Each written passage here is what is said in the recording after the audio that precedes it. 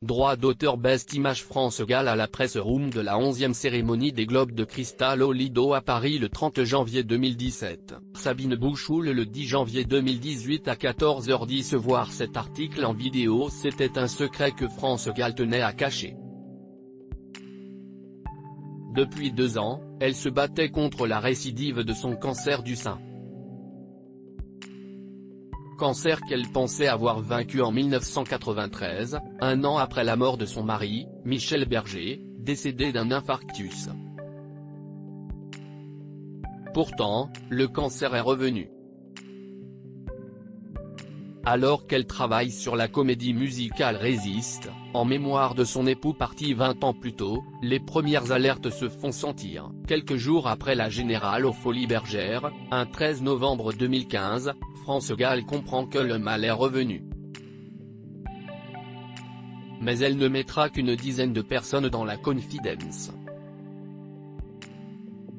À Paris Match, Thierry Suc, le producteur de la comédie musicale, se rappelle, elle n'en parlait pas. France était d'une immense pudeur par rapport à cela.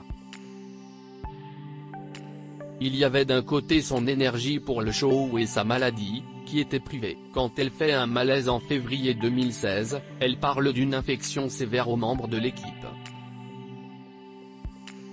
Elle manque un bout de la tournée en province car elle doit se rendre plusieurs fois à l'hôpital américain de Neuilly pour des examens complémentaires, souffre en silence. Devant la troupe, c'est une autre personne, elle rit, éclate de rire, se dispute, parfois elle râle un peu quand elle n'est pas contente d'un de ses poulains, materne souvent, elle ne laisse rien paraître. 2 ans plus tard, France Gall est exténuée, la maladie la ronge, l'épuise si bien qu'elle ne peut se résigner à se rendre à l'hommage national donné à la mémoire de son ami Johnny Hallyday. Le 6 décembre 2017, le rocker avait rendu son dernier souffle. 1 mois et 1 jour plus tard, France Gall le rejoint au Paradis Blanc. Tweet et France Gall tenait à ne pas en parler.